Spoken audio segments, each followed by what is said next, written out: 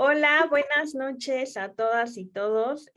Pues bienvenidos a un lunes más de este grupo de los lunes y pues hoy estoy muy contenta de poderles presentar a Carlos Viveros, que no solamente es un colega mío del Colmex, sino también es un amigo y es un experto en Japón. Entonces, lo invité a que nos dé una plática, pues, de qué hay detrás de la filosofía de Niken, porque creo que hablamos mucho de que, pues, Niken tiene esta prevención de la salud, que pues sabemos que nuestros productos son muy buenos, que como que lo presumimos mucho, ¿no? Pero poco a lo mejor entendemos de por qué o cuál es el trasfondo de que sean una cultura de la prevención. Entonces, Carlos nos va a hablar un poquito de esto, de la historia, de la filosofía, y pues bueno, lo voy a presentar para que sepan un poquito más de él. Carlos Viveros Torres es licenciado en Letras Francesas por la UNAM y maestro en Estudios de Asia y África con especialidad en Japón por el Colegio de México. Realizó una estancia de investigación en la Universidad de Tsukuba entre 2019 y 2020 con apoyo del programa YASO y ha impartido conferencias y ponencias para la Asociación Peruano-Japonesa, la Isla de Minerva, la Asociación Latinoamericana de Estudios de Asia y África, ALADA, el Seminario Permanente de Estudios Internacionales del Colmex, entre otros. Actualmente es colaborador mensual de la revista digital El Rincón del Haiku y ocasional del taller Igitur. Sí, espero haberlo dicho bien. Para los que ha traducido y comentado poesía japonesa. Es fundador de Cultura y Literatura del Este de Asia, organización para la difusión de la cultura y las artes de esa región, en las que imparte cursos sobre Japón. Además, es profesor de lenguas y de filosofía en el Instituto Científico, Técnico y Educativo. Entonces, bueno, pues, Carlos, muchas gracias por estar aquí. Espero que les guste esta plática, que aprendamos mucho y pues todas sus dudas son bienvenidas en nuestra caja del chat. Hola, pues muchas gracias a todos por estar aquí. Gracias por la invitación y me alegra mucho ver que hay mucha gente reunida. Ojalá surjan muchas preguntas y haya un diálogo al final. Pero bueno, voy a poner una presentación, entonces voy a tardar un momentito en lo que se carga aquí en pantalla. Eh, no voy a hablar como tal de la filosofía de Niken, porque yo creo que ustedes la conocen mucho mejor que yo. Ustedes la han vivido y han trabajado para difundirla y que más gente la conozca, pero voy a hablar más bien de algunos elementos culturales que están detrás de esta filosofía y que quizá puedan ayudar a situarla, ¿no? Como en un contexto más claro. Eh, ¿Me pueden confirmar si están viendo la diapositiva? Sí, ya la vemos. Ok, entonces decidimos titular esta, esta pequeña presentación como qué hay detrás de la filosofía de Niken, justamente porque vamos a hablar del trasfondo histórico y filosófico que se encuentra detrás de la fundación de esta empresa.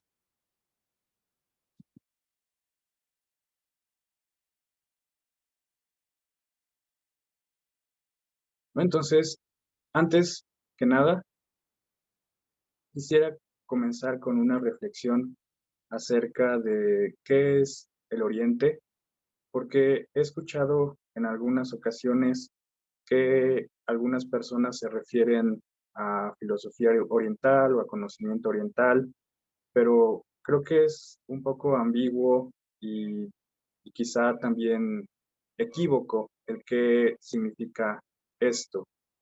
Entonces, es por ello que quiero comenzar con esto, ¿no? Sabrán que Oriente es justamente otro nombre para llamar al punto cardinal este, ¿no? Así como Occidente es otro nombre para llamar al punto cardinal oeste.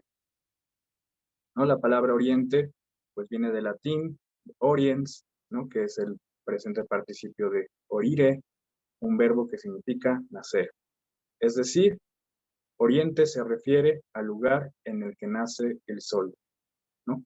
Y occidente, por su parte, viene del verbo occidere, que significa morir, ¿no? Es decir, es el lugar en el que muere el sol. Entonces, en principio, oriente es simplemente un punto cardinal, ¿no? Y por lo tanto varía dependiendo del lugar en el que nos encontramos. Para hacer mucho más claro esto de lo que estoy hablando, les pongo aquí en pantalla un mapa, ¿no? Este mapa es llamado orthograph y es uno de los más exactos que hay disponibles en la actualidad, ¿no? Sabrán que siempre que se trata de proyectar un mapa de la Tierra, ya que el planeta es casi esférico, pues siempre se deforma, ¿no? Y por lo tanto, muchas veces vemos algunos países mucho más grandes que otros, digamos, cuando no lo son de verdad. Entonces, este mapa tiene la intención justamente de borrar esas distorsiones, ¿no? Minimizarlas lo más posible y además está centrado en torno al Océano Pacífico, ¿no? Entonces, pues, si el Océano Pacífico está al centro, ¿cuál sería el oriente en este mapa? Pues claramente donde está América, ¿no? ¿Y dónde estaría el occidente? Pues donde está el continente euroasiático, ¿no? Eso nos señala justamente que no podemos desde nuestro lado del mundo llamar oriente a Asia, ¿no? Porque en realidad está al occidente de nuestro territorio, ¿no? De México. Y incluso si hablamos del Océano Pacífico como tal, Japón está en el Pacífico Occidental y México está en el Pacífico Oriental, ¿no? Entonces, este mapa simplemente viene con esa idea, ¿no? De problematizar esta idea de Oriente y Occidente, justamente ponernos en evidencia que la palabra Oriente tiene algo de fondo, ¿no? Es por eso que se usa muchas veces para referirse a Asia, cuando en realidad para nosotros es el occidente, ¿no? En cuanto a punto geográfico. Y ahora justo les introduzco esta idea del orientalismo, que es la que explica por qué asociamos Oriente con Asia y con toda una serie de culturas muy, muy diferentes, ¿no? Porque piensen, muchas veces se habla de Oriente y uno puede pensar en la India, en Turquía, en China, en Japón, incluso en Rusia, ¿no? En Egipto, o sea, zonas muy distantes unas de otras, con idiomas completamente diferentes, con religiones muy diversas, ¿no? Con creencias, prácticas, tradiciones totalmente diferentes, ¿no? Sin embargo, ¿por qué pensamos que el Oriente es eso, ¿no? Y además muchas veces se asocia a otras ideas como aquello que es extraño, misterioso, exótico, raro, diferente en general, ¿no? Pues justamente este profesor que está aquí en pantalla, Edward Said, identificó esta tendencia a imaginar los territorios y culturas lejanas, especialmente de Asia, con este término del orientalismo, ¿no? Y que justamente identificó como una construcción cultural de los europeos, ¿no? Los europeos dijeron Oriente es aquello que está hacia el este y que justamente es todo eso que es diferente a nosotros, ¿no? Aquello que es ajeno, exótico, raro, etcétera, ¿no? Y con el tiempo justamente se fue imaginando ese Oriente de muchas formas diferentes, ¿no? Pero especialmente fue en el siglo XIX, cuando los países europeos como Gran Bretaña, Francia, Alemania, etcétera, empezaron a colonizar esas zonas, que este discurso orientalista comenzó a crecer, ¿no? Porque justamente al ser como lo extraño, lo misterioso, se vio como un lugar que necesitaba ser explorado, que necesitaba ser como entendido y racionalizado, civilizado en muchos casos, etcétera, ¿no? Mientras que Europa era vista como el centro de la razón, de la civilización, etcétera, ¿no? Entonces, vean, por ejemplo, las pinturas que les pongo en pantalla, ¿no? Por un lado tenemos una pintura llamada La Rosa Turca y por el otro lado la japonesa de Claude Monet, ¿no? Y en ambos casos vemos que el sujeto, bueno, los objetos representados en estas pinturas, además son mujeres, ¿no? Y las vemos vestidas de forma exótica, de forma incluso como sensual, ¿no? Como justo apelando a todo un imaginario de este mundo, ¿no? Y esta de la rosa turca, por ejemplo, nos podría hacer pensar en cualquier lugar, ¿no? Del Medio Oriente, justamente, ¿no? Aquí nos dice que es de Turquía, pero podría ser, no sé, Siria, Egipto, Irak, etcétera, ¿no? Es decir, este imaginario que nos está presentando es como muy ambiguo, elimina las diferencias y nos muestra como si todo fuera similar. Y en la pintura de la japonesa vemos incluso a una mujer europea vestida, ¿no? Como la gente se imaginaba en esa época, final del siglo XIX, que era la gente en Japón, ¿no? Y quizá también en otras partes del este de Asia, ¿no? Y ahí vemos como una serie de abanicos y el kimono de la mujer, ¿no? Que seguramente fueron importados, ¿no? Pero ya están aquí como parte de ese discurso de lo exótico, ¿no? De lo extraño.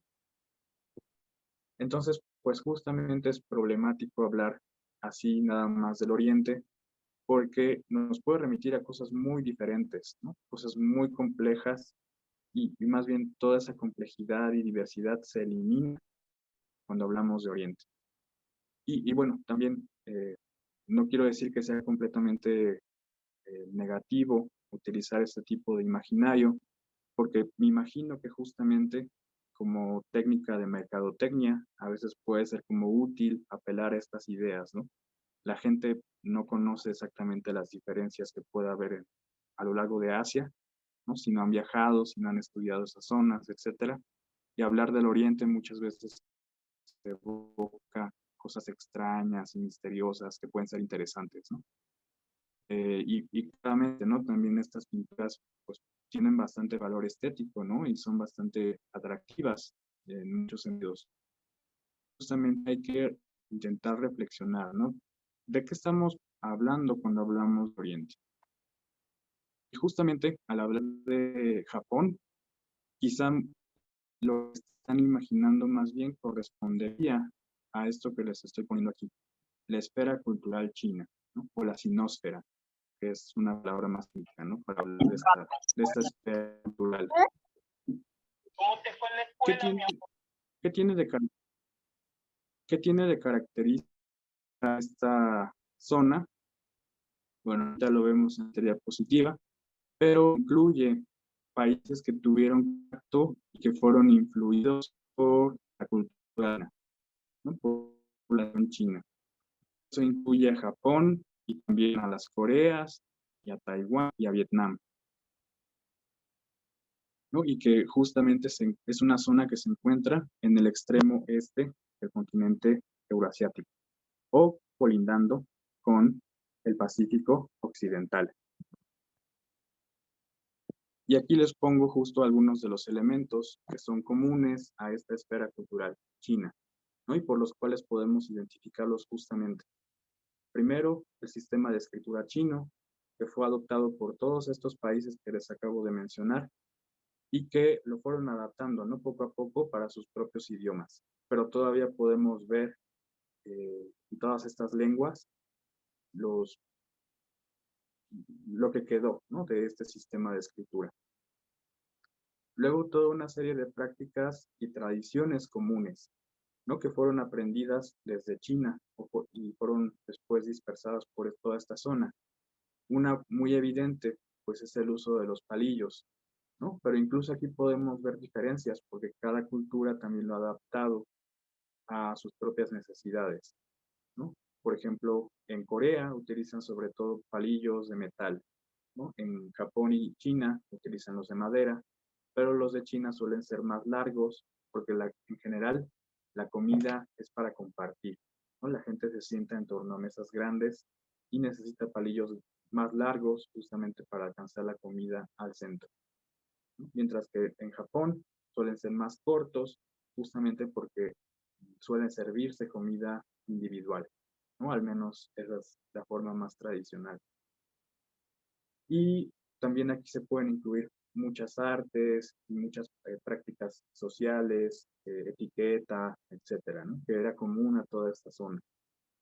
Y finalmente vamos a hablar de las tres doctrinas, ¿no? Que son comunes también a toda esta zona y que, digamos, son el marco filosófico en el que se desarrollaron todas las ideas de esta zona del mundo. ¿Cuáles son esas tres doctrinas?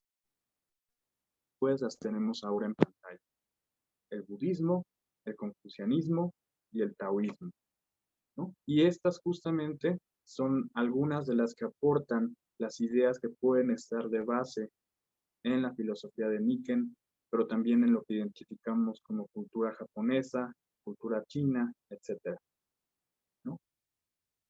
Vamos a hablar así muy rápidamente de qué implican, ¿no? Empecemos por la del centro, el confucianismo. El confucianismo se basa en las enseñanzas de este filósofo chino del siglo VI antes de Cristo, ¿no? Que decía que él no inventaba nada, ¿no? Él solo estaba preservando toda la cultura del pasado, ¿no? Era un transmisor de la sabiduría del pasado, ¿no? Y entonces nos invita siempre a seguir el ejemplo de los sabios del pasado, a estudiar la historia, a estudiar la literatura y la poesía, a estudiar eh, todos los libros que se han compendiado, justamente para adquirir ese conocimiento de lo que hacían los antiguos reyes, los antiguos ministros, consejeros, cómo era la sociedad en los periodos gloriosos, ¿no? de la civilización, y que podamos seguir siguiendo esos modelos sociales, ¿no? Entonces, Confucio también hace mucho énfasis en preservar el orden social, ¿no? Y para ello se requiere de valores. Y esos valores están muy ligados a la educación, ¿no? Eh, los más altos a los que se puede aspirar son la justicia, por un lado, ¿no? Que tiene que ver con la rectitud y el saber hacer lo que es necesario y lo que es mejor para todos, aunque quizá no sea lo mejor para uno mismo, ¿no? Es decir, anteponer el bien de la sociedad a los intereses egoístas de uno mismo, ¿no? Otro de esos valores más elevados a los que se puede aspirar es la humanidad, ¿no? Y aquí quizá nos pueda sonar un poco extraño, ¿no? O sea, si nosotros somos seres humanos, eh, esta es nuestra especie, ¿cómo es que aspiraríamos a la humanidad? ¿No? Pues justamente Confucio identifica esa idea al vivir en sociedad, ¿no? Y al vivir en sociedad de forma armónica. Es decir, necesitamos saber ayudar a los demás, saber impulsarlos a alcanzar el mismo objetivo que nosotros, ¿no? Saber hacer que todos justamente puedan acceder a la educación y a sus beneficios para que la sociedad se mantenga en armonía, ¿no? Que la ignorancia no sea un obstáculo, que justamente no haya excusas, ¿no? Porque todos podamos participar bajo el mismo modelo. Luego, taoísmo, que es la filosofía que está del lado derecho, originalmente surgió como una crítica al confucianismo, ¿no? Porque los filósofos taoístas pensaban que el confucianismo era como demasiado rígido, ¿no? Demasiado recto, demasiado enfocado en seguir normas y leyes y como del lado de quienes gobiernan, ¿no? Y por lo tanto ellos buscaban mayor libertad y aparte veían que eh, estar bien con la sociedad no necesariamente implicaba estar bien con la naturaleza, ¿no? Entonces, justamente su crítica iba por ahí. ¿Por qué habría que aspirar a ser como esos reyes del pasado, a esa gente sabia de otras épocas? Sí, lo que deberíamos hacer es fluir con la naturaleza, ¿no? Con los ciclos de la naturaleza, ser parte del universo, ¿no? Y actuar como todo lo que sucede en el universo. A la larga, el taoísmo justo se asoció con todas esas técnicas, tecnologías e ideas que ayudaban a que las personas pudieran vivir en armonía con la naturaleza, ¿no? Y se pensaba que justamente al vivir en esa armonía se podía prolongar la vida, ¿no? Y se podía prolongar incluso de forma indeterminada, ¿no? Hasta alcanzar la inmortalidad. Y entre todas esas ideas y prácticas del taoísmo, por ejemplo, está esta del yin y el yang, es decir, buscar el equilibrio entre las diversas elementos que componen la naturaleza, ¿no? El yin y el yang justamente representan dos elementos que podríamos pensar como opuestos, pero que en realidad son complementarios, ¿no? Y que son la base de todo lo que existe. Eh, Luego también están como justamente tener comidas equilibradas, comidas saludables, que incluyan 5 colores distintos, métodos de procesamiento distintos, etcétera, ¿no? Es decir, con la idea justamente de crear equilibrio, ¿no? En nuestro cuerpo y en nuestra vida. También el Feng Shui es una idea que se asoció claramente con el taoísmo porque tenía este trasfondo de intentar crear equilibrio en la casa, ¿no? Y bueno, claramente algunas de estas ideas pues podríamos verlas como supersticiones, ¿no? Como que no tienen una base científica, pero justamente fue algo que puso las bases para estar buscando esta vida en armonía, ¿no? Para buscar una vida de bienestar y de mayor equilibrio.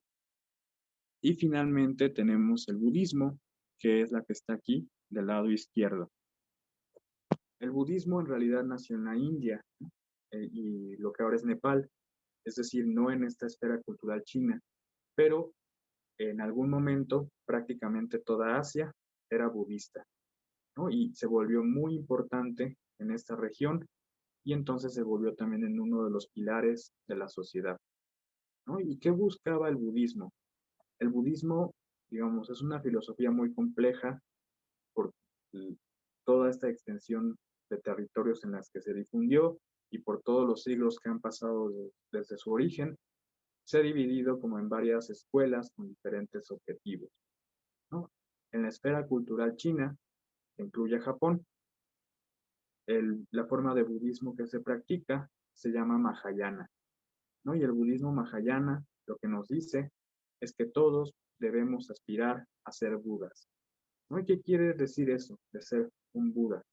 Quiere decir justamente el liberarnos de todos los apegos, el liberarnos de todos los obstáculos materiales, mentales y físicos que nos obstruyen para estar libres de sufrimiento, ¿no? Y pues digamos, dentro de ese budismo mahayana también hay otras muchas ramas y cada una propone diferentes métodos, ¿no? Para liberarse de esas ataduras, liberar la mente de obstáculos y alcanzar un objetivo único. Aquí se las presento como tres, pero justamente a lo largo de la historia de esta región del mundo, en general eran vistas como complementarias, ¿no? Es decir, no como una contra otra o una mejor que otra, sino cada una aporta algo y todas juntas eh, ayudan a mejorar la sociedad. En Japón, por ejemplo, el budismo era como la doctrina suprema, ¿no? La principal, la doctrina del Estado además. pero siempre se complementaba con la filosofía de Confucio y con el taoísmo. Entonces ahí ya pueden ver algunas ideas justamente de esta vida en armonía, de recuperar el valor del pasado, de los sabios, el buscar liberarse del sufrimiento. Y ahora vamos directamente a Japón, ¿no? Japón actualmente ocupa más de 14,000 islas, ¿no? Pero son 4 las principales, ¿no? La más grande de todas, que es en donde está tanto Tokio como Kioto, y señalados en el mapa, se llama Honshu, ¿no? Luego al norte tenemos una isla grande que se llama eh, Hokkaido, ¿no? Luego pueden ver que Fukuoka, que es donde nació el fundador de Nikken, en realidad se encuentra en otra isla, ¿no? Que se llama Kyushu. Y finalmente la otra grande es la que está entre Kyushu y Honshu, ¿no? Que se llama Shikoku. Esas serían como las 4 islas principales. Y aquí les marqué 3 ciudades, ¿no? Tokio, que es la capital actual, ¿no? Que es una de las ciudades más grandes del mundo y que, pese a su enorme tamaño, también es una ciudad súper ordenada, ¿no? Donde uno sabe con exactitud en qué momento pasa el camión, en qué momento pasa el tren, etcétera, ¿no? Donde en general las calles están muy limpias, pese a la gran cantidad de gente, ya que en general no hay botes de basura en las calles. Luego tenemos Kioto, que era la antigua capital, ¿no? La capital imperial de Japón, capital desde el siglo VIII. Y pues es una ciudad como muy bonita porque está llena justamente de antiguos palacios, templos, santuarios, está rodeado de montañas, etcétera. Es vista como el centro de la tradición japonesa, ¿no? Y finalmente tenemos Fukuoka, que también es una de las ciudades más grandes de todo Japón y que antiguamente era importante porque en la posición en la que está era como el puerto desde el cual había contacto con Corea y con China, ¿no? Entonces siempre fue una ciudad importante justamente en ese sentido. De ahí llegaban todas las ideas del continente, ¿no? Era como la entrada a Japón. Luego, quiero enfatizar esta parte, ¿no? Que justamente es algo en común que tenemos México y Japón, ¿no? Somos parte de este cinturón de fuego del Pacífico, ¿no? Sabrán que la placa tectónica del Pacífico es una como de las que está en mayor movimiento, ¿no? Y eso hace que toda la zona de alrededor esté constantemente en sismos, que haya muchos volcanes, etcétera, ¿no? Y ahorita pues están las noticias que comentaban hace rato, ¿no? De la situación ahorita con el Popo, pues eso también es algo recurrente, ¿no? En Japón.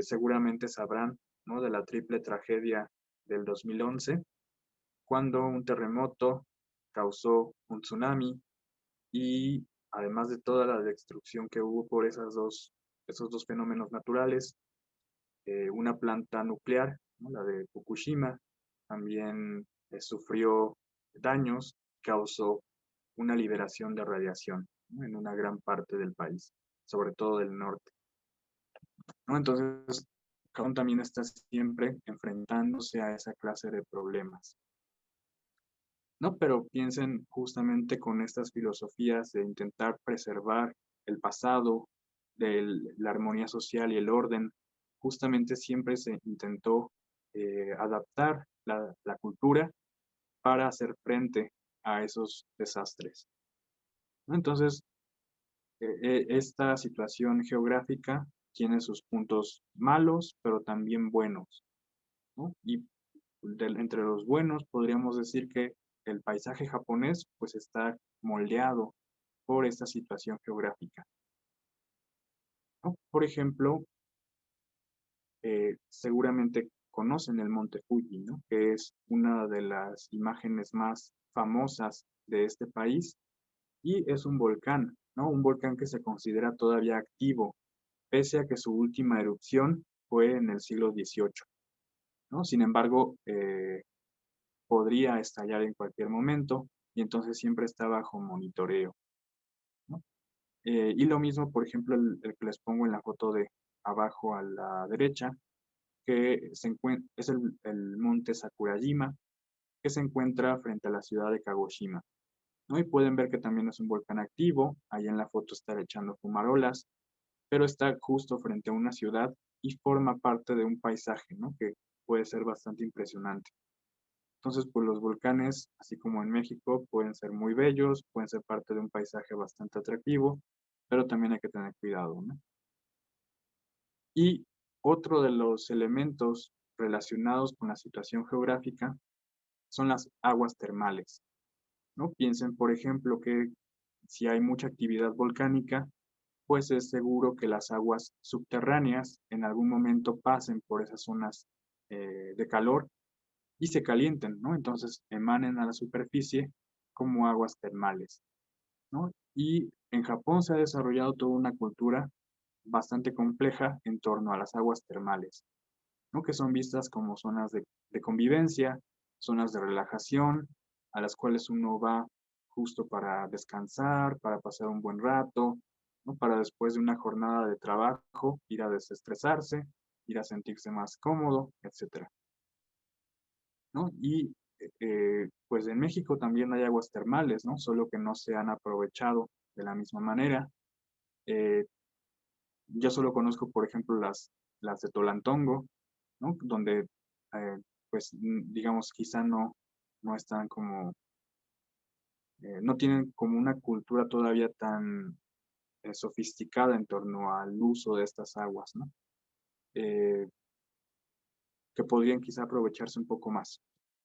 Y vemos, por ejemplo, que no solo los humanos, ¿no? Aprovechan estas aguas termales, sino, por ejemplo, aquí como en la foto del lado extremo superior derecho, también los macacos japoneses son famosos por bañarse en las aguas termales en el invierno, ¿no? Justamente para hacer frente al frío, pues se meten aquí, ¿no? Y también se ha documentado a otros animales haciendo uso similar, ¿no? Y en general, en toda la esfera cultural china, siempre fue muy importante la naturaleza. Justamente les mencionaba, ¿no? El taoísmo que aspiraba a fluir con los ciclos, ¿no? De la naturaleza. Pero en Japón fue muy claro el estructurar 4 estaciones muy marcadas, ¿no? Que pues en Japón justamente se dan, ¿no? O sea, con mucha claridad se puede saber por los fenómenos naturales qué estaciones, ¿no? Aquí vemos, por ejemplo, la primavera, que se asocia con las flores de ciruelo, ¿no? Que están en la foto del lado izquierdo superior. Luego tenemos a esta ave que está abajo de las flores, ¿no? Que es un cuco. Y esta especie se aparea en el verano y entonces podemos escuchar sus cantos, ¿no? Entre la maleza de los bosques.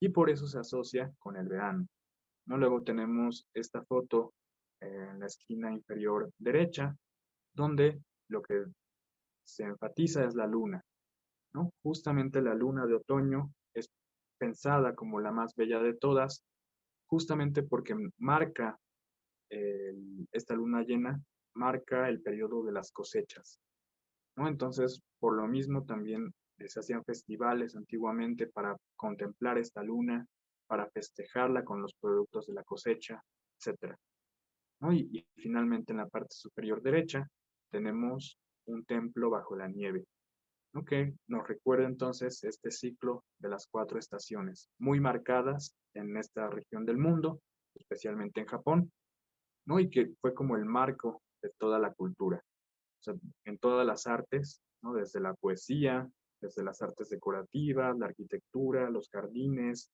la pintura, etcétera, etcétera. Todo siempre representaba momentos muy específicos del año, haciendo referencia a los fenómenos de cada estación. Aquí, por ejemplo, les pongo una serie de fotos que tomé yo cuando vivía allá, que son las algunas de las flores más importantes de la primavera, ¿no? Y justamente estas, pues ya que florecen entre marzo y abril, están súper codificadas como parte de esta estación y aparecen frecuentemente en las pinturas, en los poemas, etc. Entonces vemos cómo la naturaleza siempre fue considerada como parte muy importante de la cultura, ¿no? Como este marco que nos ayuda a, a vivir en armonía con la naturaleza, ¿no? Y ahora les pongo aquí algo que nos muestra con justo la importancia de las estaciones y de la naturaleza en la cultura. Esta es comida.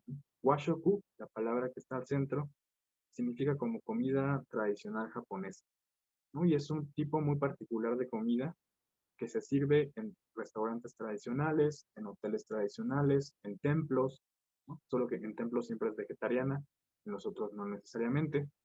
Y cada una de estas imágenes que les pongo en pantalla hace referencia a una estación diferente, ¿no? Por ejemplo, la de la esquina superior izquierda, que tiene hielo, que tiene estos tazones azules y de cristal transparente, es del verano, ¿no? Porque el verano en Japón es demasiado caluroso, agobiante, y entonces la comida debe refrescarnos, ¿no? Debe invitarnos a pensar en la frescura. En cambio, en la parte de abajo, del lado izquierdo también, tenemos la del invierno, ¿no? Pueden ver que son colores tierra, que nos recuerden justamente como la calidez, y también son productos que se cosecharon en el otoño y que han durado, ¿no? Hasta este periodo.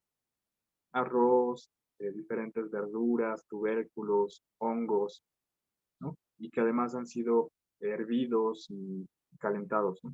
Entonces, comida caliente que nos recuerda justamente esta estación, ¿no? O sea, el invierno es muy frío, puede haber nieve, entonces la comida nos debe dar calidez. Y del lado derecho tenemos en la parte superior la primavera y en la parte inferior el otoño. Entonces pueden ver cómo incluso la comida está completamente codificada de acuerdo a los ciclos de la naturaleza. Y también la idea es que tengan 5 colores distintos, 5 sabores distintos, 5 métodos de preparación distintos para justamente crear esa armonía en el cuerpo, ¿no? Mantener la salud por medio de seguir con esos ciclos. Pero es muy importante tener en cuenta que Japón pasó por un proceso de asimilación de la cultura europea y estadounidense muy drástico al final del siglo XIX, ¿no? Es decir, ya vimos como esa parte tradicional, ya vimos como esas ideas que influyeron en la cultura y la naturaleza y demás, pero no podemos olvidar esto, ¿no? Y pueden ver, por ejemplo, la pintura del lado izquierdo nos muestra unas mujeres japonesas vestidas completamente a la moda victoriana, moda de Europa del siglo XIX. Es como el lado opuesto de las pinturas que vimos en el orientalismo, ¿no? Aquí se busca justamente imitar completamente lo europeo y lo estadounidense, ¿no? Podemos ver como ya las tecnologías, ¿no? Los tranvías, las casas ya construidas a un estilo europeo, etcétera, ¿no? Y en este proceso se transformó mucho toda la sociedad y se olvidaron muchas de las ideas antiguas, ¿no? Lo que se preservó, digamos, fue la práctica, o sea, la práctica de seguir manteniendo, por ejemplo, el orden social, de seguir respetando las tradiciones, de seguir buscando este equilibrio con la naturaleza, pero la parte teórica muchas veces se olvidó, ¿no? Y aquí entraron todas las ciencias modernas.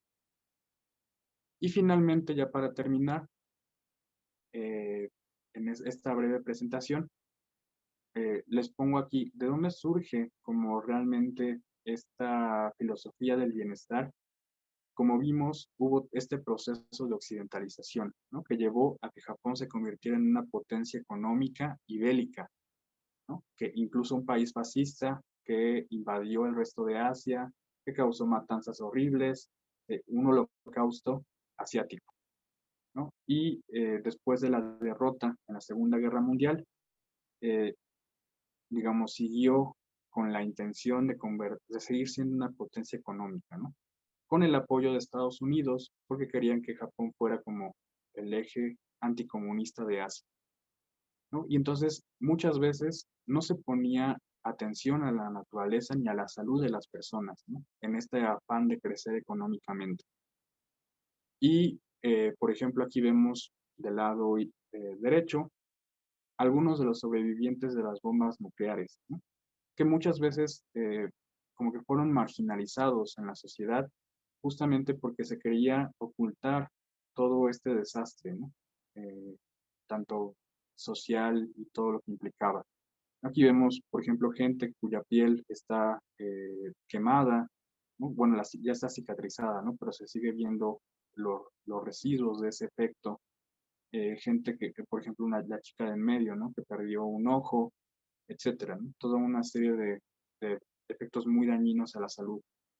Y pese a todo eso, digamos, Japón todavía no abría los ojos. Y vemos del lado izquierdo esta foto de unas víctimas de Minamata, ¿no? Minamata era un pueblito pescador junto al cual se construyó una empresa química muy grande que empezó a contaminar todo el lugar, ¿no? Especialmente con mercurio que arrojaba al océano. Y entonces los peces empezaron a morir, los animales empezaron a morir y la gente también empezó a enfermar, ¿no? De cáncer, de enfermedades inmunológicas, empezaron a nacer niños con diferentes discapacidades, etcétera. Y fue justamente como todo el movimiento que se hizo en torno a este desastre que la sociedad japonesa empezó a recapacitar, ¿no? Y empezaron a buscar justamente encontrar un equilibrio en la salud, ¿no? Buscar restablecer esa antigua armonía social y de armonía del cuerpo y demás, ¿no? Entonces, con esto termino, ¿no? Como les decía al principio, pues ustedes saben mucho más de la filosofía de Niken que yo, y más bien lo que quería hacer aquí era mostrarles algunas ideas y parte de la historia que está detrás, ¿no? De dónde surgió esto.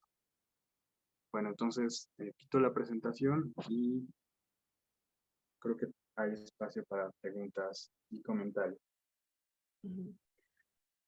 Sí, muchísimas gracias, Carlos, por tu explicación. Personalmente, pues sí, me aclaras como muchas dudas de dónde está la base y la visión de Nike respecto a la naturaleza en la parte tradicional y en buscar el bienestar debido como consecuencia, ¿no? De todo este crecimiento económico que querían tener.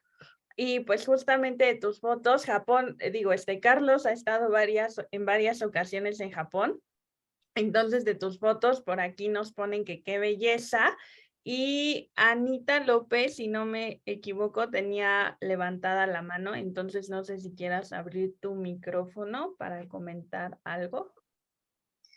Perdón, por error alcé la mano, pero bueno, aprovecho para comentar. Bueno, se me hace muy interesante. Yo me admiro mucho la cultura de Japón y bueno, escuchar esto pues me hace admirar más a los japoneses.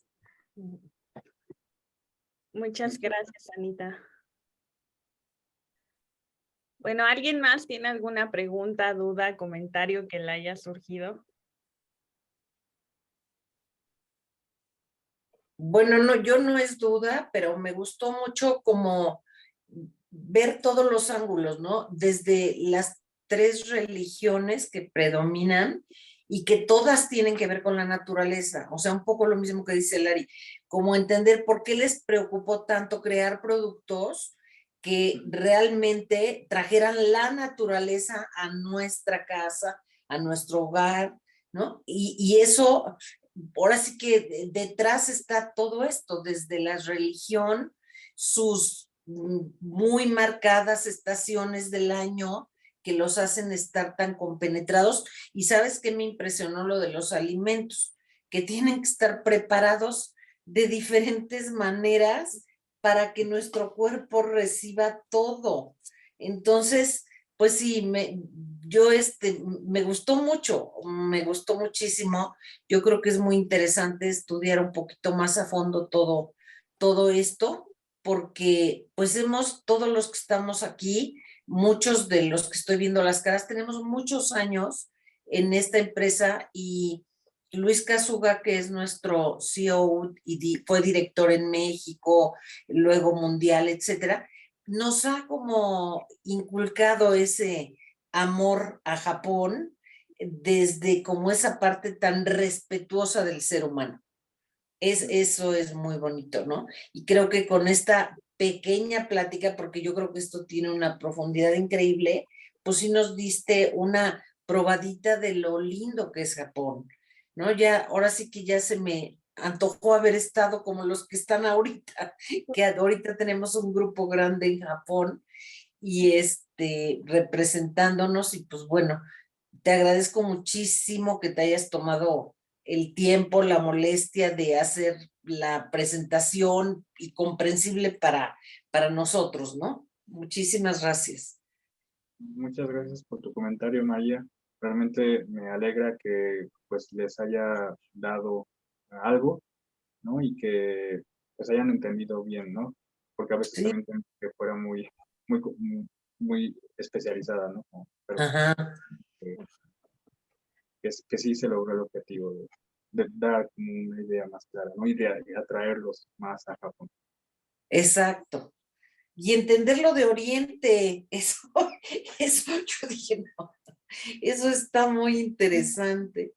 Ajá, ¿desde dónde lo ves? Ay, no, estuvo muy padre. Gracias, Carlos. Gracias por tu comentario. Bueno, ¿alguien tiene alguna otra pregunta, comentario? Mientras se van animando a hacer otro comentario, pues justamente, como les decía, Carlos es experto de esta área, como ya lo pudimos observar, y pues da cursos, ¿no? Entonces, si alguno de ustedes quisiera profundizar en la cultura de Japón, está a punto de iniciar su curso en línea, Historia y Cultura de Japón, de la prehistoria al siglo XXI. Entonces, imagínense qué interesante debe de estar. Inicia el 6 de junio y también él tiene un círculo de lectura virtual, porque como les platicaba, él es pues de literatura francesa por la UNAM y le ha gustado mucho la poesía japonesa. Y pues bueno, tiene este círculo de lectura con Kioto en la ficción moderna, ¿no? Van a ver algunas novelas, una película, son una, dos, tres novelas y una película. Entonces, igual si alguien está interesado, me invitó la semana pasada a su círculo de lectura y la verdad es que estuvo muy, muy interesante. Por aquí, si alguien quiere su número, me lo puede pedir y también les pasamos con mucho gusto toda la información. Y pues por aquí te dicen que muchas gracias y más gracias, Carlos, en los comentarios. Pues gracias a ustedes por su atención y me da gusto saber que pues les sirve de algo lo que preparé y que justo tuvieron como un aprendizaje de ello, ¿no? Lo más importante para mí es finalmente eso, ¿no? Que sirva de algo. Sí, sí, muy lindo, muchas gracias. Y gracias a ti también, Lari, por haberlo invitado y haber tenido esa idea de algo distinto a nuestros lunes, que siempre hablamos de números, metas, vende. No, entonces, también te invitamos, Carlos, un día que oigas nuestras cosas. Sí, sí, pues sí, sobre todo pues quise hacer esta plática porque yo le decía a María, ¿no? Hablamos mucho de Japón y de Nikken y de Japón y de Japón y de Japón, ¿no? Y creo que yo misma me considero que entiendo poco sobre este lugar.